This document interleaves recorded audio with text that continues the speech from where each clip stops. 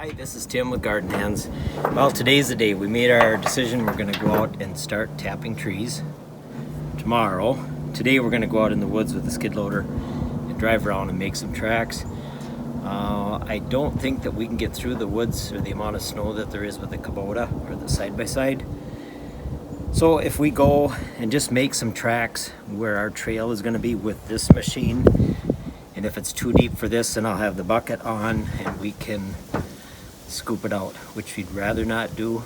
But if we get some tracks made, I think that we can make it through the woods with the pails and the taps and get everything tapped tomorrow, or get a majority of it tapped tomorrow, and then the next day we can finish tapping and start boiling.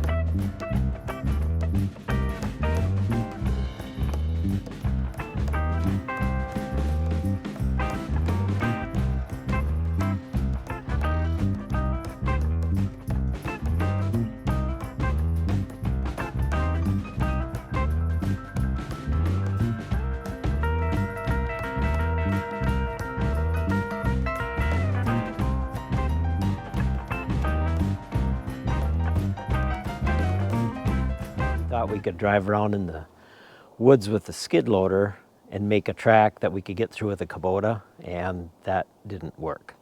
As you can see, it's just about knee deep, and it's terrible tough going. I don't think it's ever been this hard to get the snow moved or to get through the woods.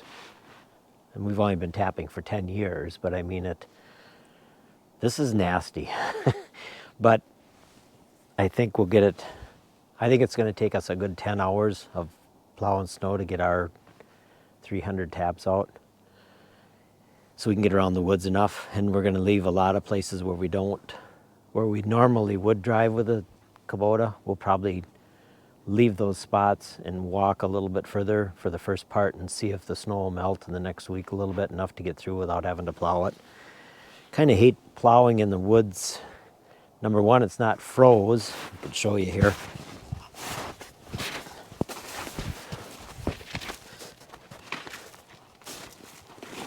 It's not frozen, so it's very hard to feel. You do feel usually when you get to the dirt right after you get to it. And also, if we're in a spot where we don't normally have a trail, there's enough snow, it's harder to see where the trail should be. That when you get to a spot where there's not a trail, or not a normal year that we've been driving, there's little trees and they're so short you don't see them, so you end up clipping off some new trees that are coming, and you feel like you shouldn't be out there doing that. So we're trying to keep it to a minimum, but yet be able to get through the woods without wearing ourselves out too. So we're going to keep going today another hour or so, and then go at it again tomorrow. I think we can get it done tomorrow. Just didn't think there'd be this much. And we haven't got stuck yet. That's the best part. If you get stuck, then it makes a little bit longer day out of it, I guess. Builds character. So we're gonna head back towards Lindsay's. We're gonna go feed a Roundville to the horses, I think, tonight, and then get started a little bit quicker tomorrow and finish up. I think I've been working for about, what, Lindsay, 3 hours? I don't know if we have 10% of it done yet, but it's the hillier part of it, so it's tougher to get up a hill to get going again. So if we get through this part, the rest of it is quite a bit. Most all of it's flat, isn't it, after that?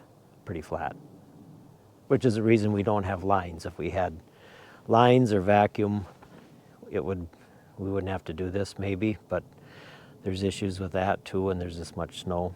So we'll get it done, I think.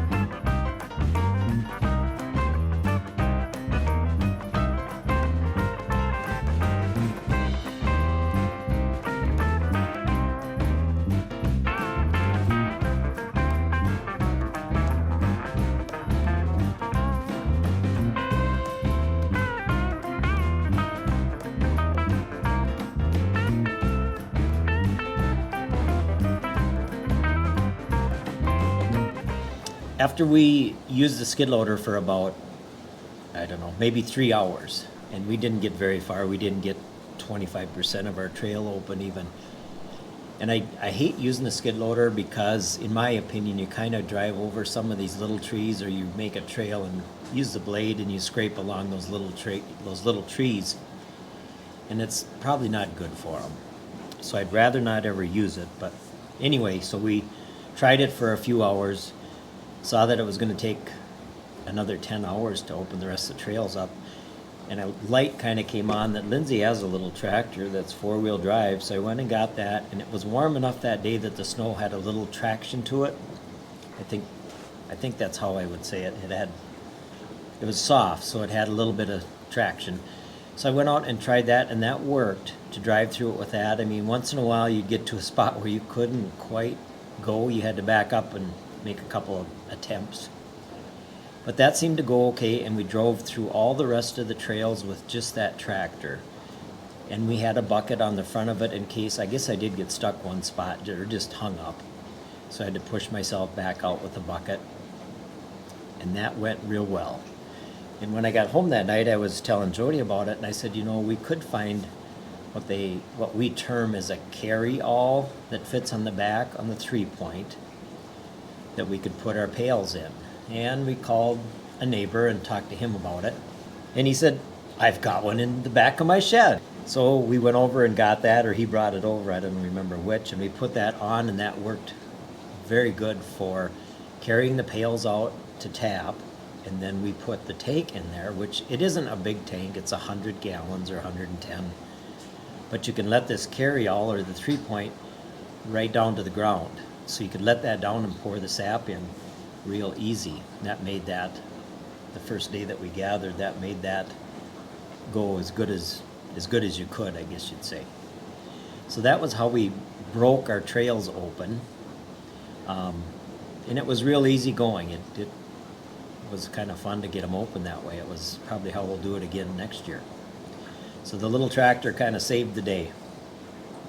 And again the next week when it snowed another 6 inches. Yeah, and after we got done making our trail that day, and we knew it was going to snow again, but we thought we better get out and get a trail made. It snowed 6 inches the day after that, but we still drove right through that. That didn't seem to bother too much because it was warm again, and then that settled a little bit. Hope you enjoy our follies in the snow this spring when we're tapping and gathering and boiling, and I think a couple of the other sugar bushes close by have gathered some, so it'll run as soon as we get our taps in, and we should be having some maple syrup by next week, and it'll smell good. We'll be sitting inside and enjoying this. Thanks again for watching. We appreciate all the people that watch and comment and laugh with us and enjoy what we're doing. Remember to subscribe and hit that like button. See you later.